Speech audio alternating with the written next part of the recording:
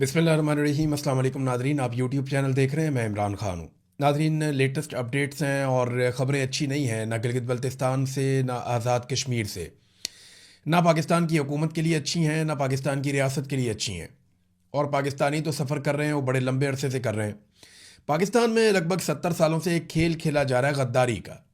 गद्दार करार दे देते हैं पाकिस्तान की एस्टेब्लिशमेंट के लोग जो भी उनके खिलाफ होता है। यानी इस मुल्क में बलोचों को गद्दार करार दिया गया, पश्तूनों को गद्दार करार दिया गया, महाजरों को गद्दार करार दिया गया, और अब जो है वो जो कश्मीरी हैं उनको भी गद्दार करार दिया जा रहा है। ये जो अवामी एक्शन कमेटी है कश्मीर की, इसके बारे में बाकायदा ख़बरें लगवाई गई पाकिस्तान के मीडिया पे, और पाकिस्तान की एस्टेब्लिशमेंट से जुड़े हुए जो सोशल मीडिया के अकाउंट्स हैं वो इन खबरों को प्रमोट कर रहे हैं। वो ये क्लेम कर रहे हैं कि भारतीय एजेंट हैं और ये गद्दार लोग हैं और ये भारत के साथ मिलकर खेल रहे हैं और भारत का हाथ है इस सारी चीज़ के पीछे। यानी अवामी एक्शन कमेटी जो है वो कश्मीरी अवाम के मुतालबात हैं, वहाँ के आम लोग हैं। उनमें से किसी एक ने भी ये मुतालबा नहीं किया कि वो पाकिस्तान से अलग होना चाहते हैं। उनमें से किसी एक ने भी कोई ऐसा मुतालबा नहीं किया जो पाकिस्तान के खिलाफ हो, या पाकिस्तानियत के खिलाफ हो, या रियासत पाकिस्तान के खिलाफ हो, या कश्मीरी होने के खिलाफ हो। उनके तमाम मुतालबात अपने लोगों के हकूक़ के हवाले से हैं। वो अपने लोगों के सियासी आइनी हुकूक मांग रहे हैं, बुनियादी हुकूक मांग रहे हैं। तो ये मांगने में भारत का एजेंट होना कहाँ से आ जाता है? यानी पाकिस्तान में जो भी एस्टेब्लिशमेंट के मफाद के खिलाफ जाता है उसे एजेंट करार दिया जाता है। यानी हसास तरीन इलाका है पाकिस्तान का आज़ाद कश्मीर। वैसे वो एक अलग टेरिटरी है आइन के मुताबिक, तो अब वहाँ के लोगों को भी भारतीय एजेंट बना डाला और गवाही के तौर पे पेश किया गया मेजर रिटायर गौरव आर्या का एक क्लिप। तो देखें, गौरव आर्या एक इंडियन रिटायर मेजर हैं, वो वहाँ पे पॉलिटिकल एनालिस्ट हैं। इसके अलावा वो एक दिफाई तज्जियाकार भी हैं। वो अपना उनका एक नुक्ता नज़र है, उससे इख्तलाफ रहता है पाकिस्तानियों को अक्सर, और हम इख्तलाफ करते भी रहते हैं। लेकिन मेजर गौरव आर्या के क्लिप को उठा के उसकी बुनियाद बना के आप मीडिया पे ये खबरें चला रहे हैं कि आज़ाद कश्मीर में जो अवामी तहरीक है जो अभी खड़ी हो गई है हुकूमत के सामने, और माजी में हमने देखा कि उन्होंने बार बार एहतजाज भी किया, उनकी जानें भी गई, लेकिन इसके बावजूद वो अपने मुतालबात पे डटे हुए, उसको इंडिया के साथ जोड़ा जा रहा है। जो भी चीज़ भारत के अंदर नापसंद की जाती है वो पाकिस्तान के साथ जोड़ देते हैं, चाहे पाकिस्तान का उसमें कोई रोल ना हो। और जो चीज़ पाकिस्तान में एस्टेब्लिशमेंट नापसंद करती है उसको उठा के भारत के साथ जोड़ देती है। यानी गद्दार देने का ना एक खेल पाकिस्तान में चल रहा है बदकिस्मती से। इसी तरह आप लोगों ने इल्ज़ाम लगाया बंगालियों के ऊपर कि बांग्लादेश के लोग जो हैं वो गद्दार हैं, उन्हें गद्दार करार दिया गया, उन्हें करार दिया गया कि वो इंडिया के साथ मिल गए हैं, और फिर हमने देखा कि मुल्क ही टूट गया। यानी इस खेल का कभी भी अच्छा अंजाम नहीं होता। जब आप नफरत फैलाते हैं तो ऐसा ही होता है। हमें बड़े लंबे अरसे तक बताया गया कि आसमा जहांगीर वो एक गद्दार है, और बहुत सारे लोगों के नाम लिए गए, पता चला वो गद्दार है। और पाकिस्तानी जो है वो बिलीव भी कर लेते थे ऐसी बातों पे, लेकिन जो लोग भी बिलीव करते थे आज वो सारे ही गद्दार हैं। यानी ये गद्दारी का खेल पाकिस्तान में अब नहीं हो रहा। फातिमा जिन्ना भी गद्दार थी। अगर कायदे आज़म मोहम्मद अली जिन्ना जिंदा रहते तो उनको भी गद्दार डिक्लेयर किया जाता। जुल्फ़िकार अली भुट्टो वो भी एक गद्दार था, बेनज़ीर भुट्टो वो भी एक गद्दार थी, नवाज शरीफ भी अपने दौर में एक गद्दार रहा, आजकल इमरान खान गद्दार है, अब कश्मीरी गद्दार है। पाकिस्तान में सभी गद्दार हैं। अगर कोई गद्दार नहीं है तो वो पाकिस्तान की एस्टेब्लिशमेंट है, जिसे आप कभी गद्दार करार नहीं दे सकते, क्योंकि वो ये फैसला करते हैं कि किसको गद्दार कहना है किसको नहीं कहना। लेकिन अवाम की नज़र के अंदर चीज़ें अब बहुत मुख्तलिफ हो चुकी हैं। यानी हम अगर पाकिस्तान के अंदर आवाज़ उठाते हैं ना, यानी मिलिट्री एस्टेब्लिशमेंट से जुड़े हुए अकाउंट है, वो हमें रोज़ाना की बुनियाद के ऊपर गद्दार कहते हैं, मुल्क दुश्मन कहते हैं। वो कहते हैं जी कि हम भारत के साथ मिले हुए हैं। हमारा क्या ताल्लुक है इस चीज़ के साथ? यानी पाकिस्तान में कोई भी इंसाफ की, कानून की बात करे, आज़ादी इज़हार राय की बात करे, जमहूरियत की बात करे, इंसानी हकूक़ के लिए आवाज़ उठाए तो वह गद्दार हो जाता है। मारंग बलोच भी गद्दार करार दे दी गई, ईमान मज़ारी भी गद्दार करार दे दी गई, इमरान खान को आज गद्दार करार दे दिया। माजी में नवाज शरीफ गद्दार था, उससे पहले बेनज़ीर, आसिफ अली जरदारी ये भी गद्दार थे। हर एक शख्स को कभी ना कभी गद्दार, एएनपी गद्दार रही है बड़ा लंबा अरसा, फजलुर रहमान को भी गद्दार रखा गया पाकिस्तान में। तो इन सारे गद्दारों को एक दिन सर जोड़ के बैठना चाहिए और ये सिलसिला बंद करना चाहिए। आज राणा सनाउल्लाह साहब, या मैं राणा सनाउल्लाह का नाम इसलिए ले रहा हूं कि मैंने उनका एक क्लिप देखा थोड़ी देर पहले, ये सारे लोग आज इंजॉय कर रहे हैं, तो ये बात अपने जहन में रखें कि कल को इनको गद्दार बना दिया जाएगा। जब पाकिस्तान तहरीक इंसाफ के लोग इंजॉय कर रहे थे, इक्तदार में थे, उनके वहमो गुमान में नहीं था कि उनको कल को गद्दार बना दिया जाएगा। देखें, आज तहरीक इंसाफ के लोगों को गद्दार बना दिया गया। तो आज अगर PMLN, Peoples Party, ANP, MQM के दिमाग में यह बात है कि उन्हें गद्दार नहीं बनाया जाएगा, तो ऐसा नहीं है। फ्यूचर में वो भी गद्दार बन जाएंगे। जो सहाफ़ी आज एस्टेब्लिशमेंट के साथ मिलकर खबरें दे रहे हैं, देखिए खबरें देना तो सहाफ़ी का हक है, वो दें, लेकिन जो उनके साथ मिलकर खेल खेल रहे हैं, मैं उनकी बात करता हूं। जो उनके हाथों में खेल रहे हैं, उनको यह बात समझनी चाहिए कि गद्दार आपको भी बना दिया जाएगा। इस मुल्क में जब जब एस्टेब्लिशमेंट का मूड बदलेगा, वो गद्दारों को बदल देगी। एस्टेब्लिशमेंट डिवाइड एंड रूल करती है और इसी तरह उन्होंने ये चलाना, और तकलीफ होती है इस बात की। क्या पाकिस्तान इसलिए आज़ाद करवाया था कि हम सारे पाकिस्तान में गद्दार ही हो जाएं? बलोच भी गद्दार हैं, पश्तून भी गद्दार हैं, बंगाली भी गद्दार थे, अभी पंजाबी भी गद्दार होते चले जा रहे हैं, अब कश्मीरी भी गद्दार हैं, मुहाजिर भी गद्दार हैं। वो पाकिस्तान में मुहिब्बे वतन कौन है? गद्दारों का लंडा बाजार लगा दिया पाकिस्तान में।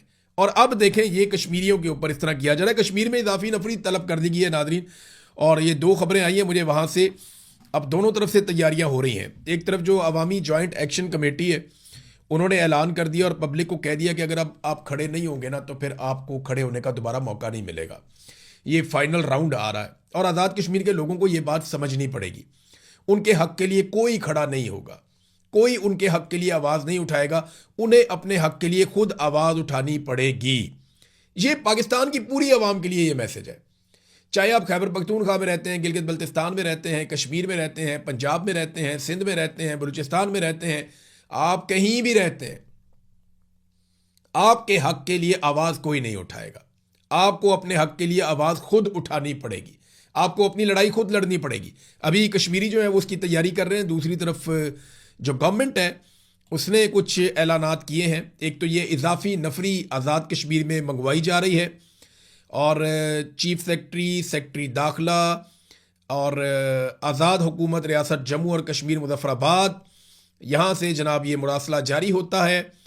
और मामला ये है कि मौरखा 9 जून 2026 को ज्वाइंट अवामी एक्शन कमेटी की जानिब से दी गई एहतजाजी कॉल लॉन्ग मार्च से पैदा होने वाली सूरत हाल से मुअस्सर तरीके से निपटने के लिए आज़ाद कश्मीर के मुख्तलिफ अजला में दस्तयाब नफरी के अलावा बैरूनी आज़ाद कश्मीर से सिविल और आर्म्ड फोर्सेस को यहाँ बुलाया जाए, ताकि जनाब ये इनको निपटा जा सके।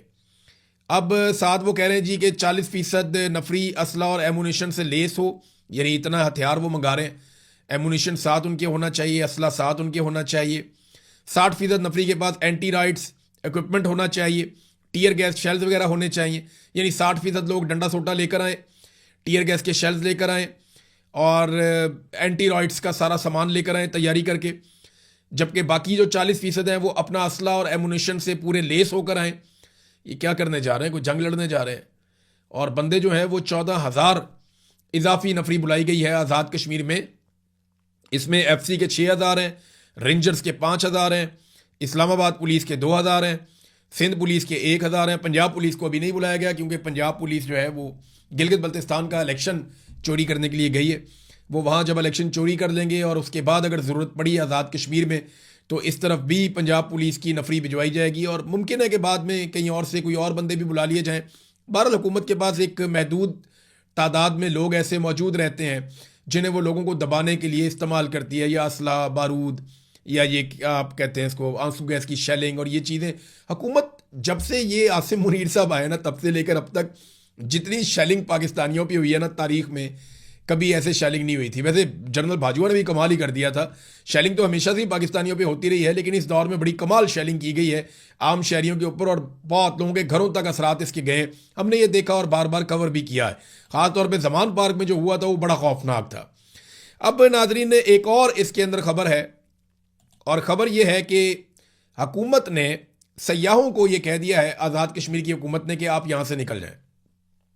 एक तो नफरी तलब कर ली, दूसरा सयाहों को कह दिया कि आप आज़ाद कश्मीर को छोड़ें और आप यहाँ से निकलें और आज़ाद कश्मीर जाने और वहाँ का एहतजाज जाने और वहाँ की सिक्योरिटी फोर्सेज जाने। तो ऐसा लगता है कि हुकूमत ने यह फैसला कर लिया कि लड़ाई के जरिए से 9 जून को शुरू होने वाले एहतजाज को ये कंट्रोल करने जाएंगे। देखें, होश के नाखून लेने चाहिए। कश्मीर एक हसास इलाका है। आप कश्मीरियों को भारतीय एजेंट या गद्दार करार दे के उनके ऊपर हथियार नहीं उठा सकते। ये नामुनासिब बात है, पाकिस्तान की बदनामी होगी। बैन अवी सतह पे पाकिस्तान का जो मुकदमा है कश्मीर पे, वो मुकदमा कमज़ोर हो जाएगा। हमने कई दहाइयों तक बड़ा सब्र और बड़ी मेहनत की है, हमारी ये मेहनत ज़ाया ना करें। बतौर कश्मीरी मेरी आपसे ये अपील है पाकिस्तान की एस्टेब्लिशमेंट से कि अगर कोई हुकूमत आपकी मंशा के खिलाफ भी बन जाती है तो बर्दाश्त कीजिए, पाकिस्तान की खातिर बर्दाश्त कीजिए, पाकिस्तान को जुड़ा रहने दीजिए। इस किस्म की हरकतों से पहले भी पाकिस्तान टूट गया था। अब जनाब, ये जो एक हुकूमत है आज़ाद कश्मीर की, ऑल पार्टीज कॉन्फ्रेंस हुई, आपको पता है, मैंने पहले बताया था आपको इस खबर के बारे में। अब ये खबर की तस्दीक हो रही है, जियो न्यूज़ ने भी इसको छाप दिया कि हुकूमत आज़ाद कश्मीर ने मुहाजिरीन की नशिस्तों के मामले पर आईनी रहनुमाई के लिए सुप्रीम कोर्ट में रेफरेंस दायर कर दिया है। Chief justice Azad Kashmir supreme court राजा सईद अकरम खान की सरबराही में फुल बेंच कल रेफरेंस की समाअत करेगा। आप अंदाजा करें कि आज खबर आती है, एक दिन पहले खबर आती है, आज समाअत हो जाएगी। यानी कल मैं ये खबर देता हूं कि जनाब ये फैसला हुआ और फौरी तौर पे रेफरेंस किया और फौरी तौर पे चीफ जस्टिस ने कहा मैं सुनने में बैठ गया हूं। आप समझ रहे हैं ना बात? एक आधे दिन के अंदर इन्होंने कोई फैसला भी ले लेना है, कोई ऑर्डर लेके कोशिश करनी है कि अवामी ज्वाइंट एक्शन कमेटी का रास्ता रोका जाए और कोई आईनी जवाब बनाया जाए। लेकिन उधर भी तैयारियां पूरी हैं।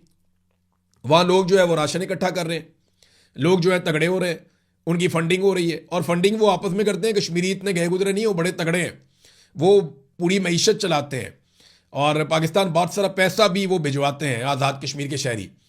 तो नाजरीन, वहाँ पे जो है वो बड़े पैमाने पे तैयारियां हो रही हैं, वो राशन इकट्ठा कर रहे हैं, वो अपनी टीमें बना रहे हैं, कैमरास के साथ हर चीज़ को फिल्माया जाएगा, हर तरह के फॉल्स फ्लैग ऑपरेशन को कैसे नाकाम बनाना है वो भी कर रहे हैं, वो अपने सिक्योरिटी के तमाम बंदोबस्त भी कर रहे हैं। तो वहाँ एक अजीबोगरीब सूरत आज़ाद कश्मीर के अंदर एस्टेब्लिशमेंट की हठधर्मी की वजह से बनती चली जा रही है। नाजरीन, एक चीज़ मैं ना जाते जाते ये कहना चाहता हूँ कि नफरत का नतीजा चाहे देर से निकले चाहे जल्दी निकले, वो अच्छा नहीं निकलता।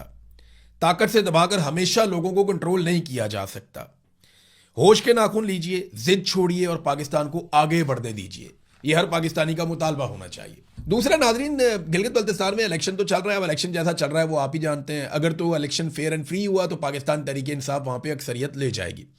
जितने भी सहाफ़ी वहाँ पे गए, जितने लोग गए, वो ऑफ द रिकॉर्ड सारे यही बताते हैं कि हम पे बहुत दबाव है। लेकिन इसके बावजूद हम आपको ये बता दें कि पाकिस्तान पीपल्स पार्टी और PMLN ऐसा नहीं है कि वो बिल्कुल ही गायब हैं, उन्हें वोट पड़ेंगे। लेकिन ज़्यादा वोट पाकिस्तान तहरीक इंसाफ का है और तहरीक इंसाफ को थोड़ा सा भी लेवल प्लेइंग फील्ड मिल जाता है तो तहरीक इंसाफ यहाँ पे हुकूमत बनाने की पोजीशन में भी आ सकती है।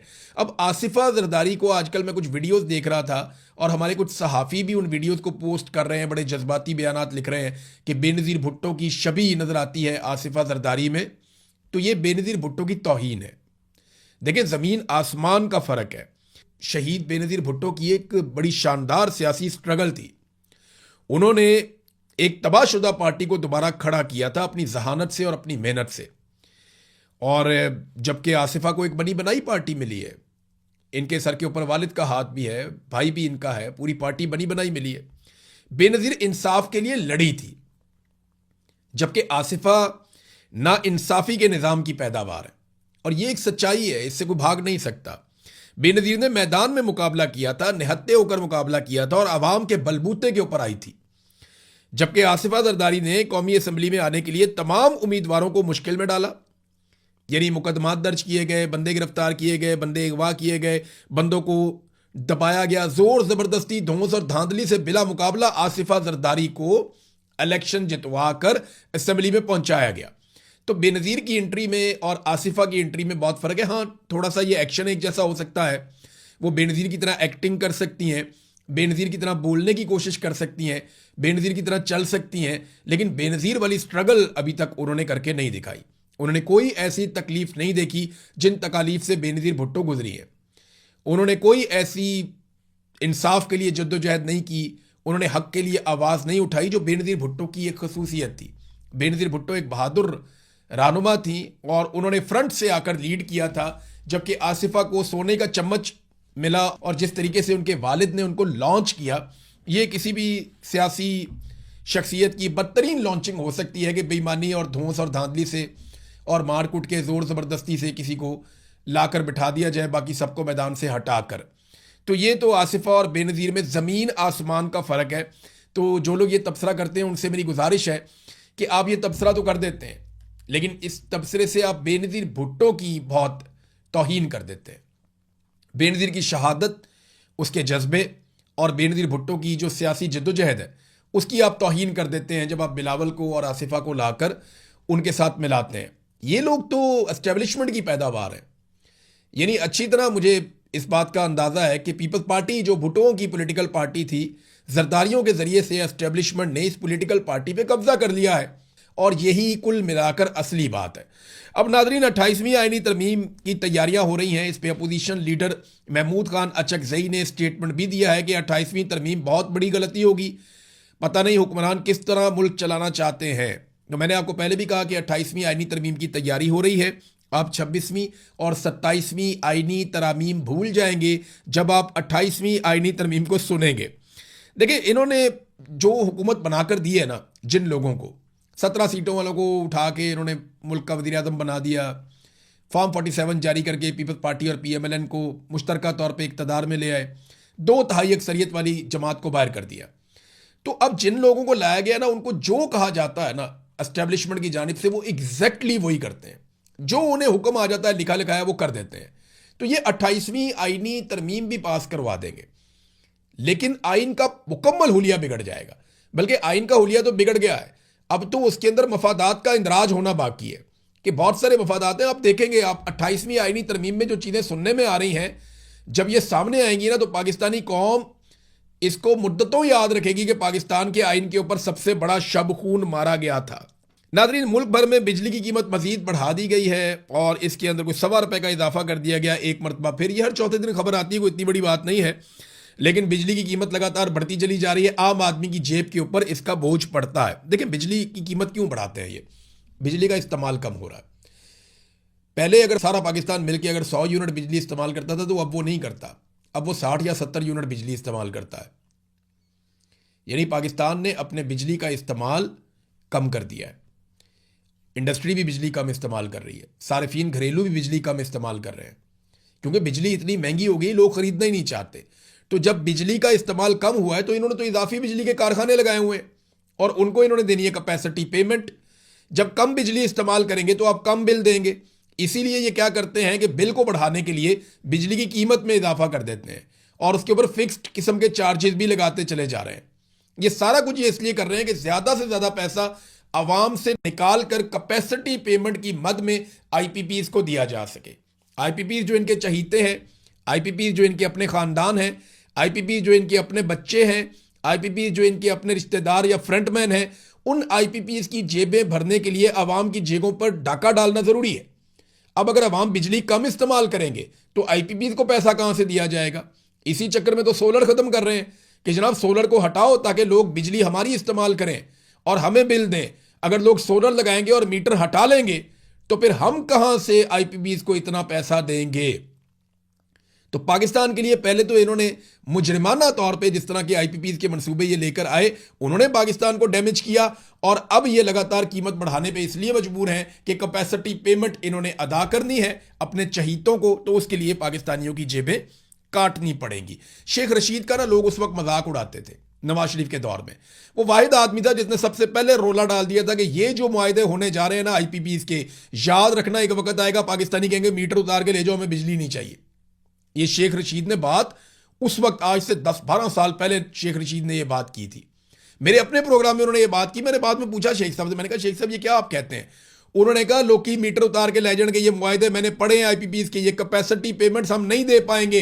इन्होंने डॉलरों में मुआहदे कर लिए हैं, डॉलर की कीमत नहीं रुकनी, ये ऊपर जानी है, हमारी कमर दूड़ी हो जाएगी, हम 1 यूनिट इस्तेमाल करेंगे 3-3, 4-4 यूनिट के पैसे देंगे। आज वही वक्त आ गया कि वफाकी वजीर तवानाई और बिजली इस बात की तस्दीक करता है कि हम 1 यूनिट इस्तेमाल करते हैं और 4 यूनिट के पैसे देते हैं। यानी अगर आपने 100 रुपया दिया है तो उसके बदले में आपको सिर्फ 25 रुपए की बिजली मिली है, बाकी 75 रुपए आपने उस मुआहदे के एवज दिए जो नवाज शरीफ ने IPPs के साथ किया उन्हें ऑब्लाइज करने के लिए। नाज़रीन, ये तो हालात है। बैनुल अक़वामी खबरें भी हैं मेरे पास, नेक्स्ट वीलॉग में बताता हूं। अब तक के लिए इतने, अपना ख्याल रखिएगा, अपने इस चैनल का भी। अल्लाह हाफ़िज़।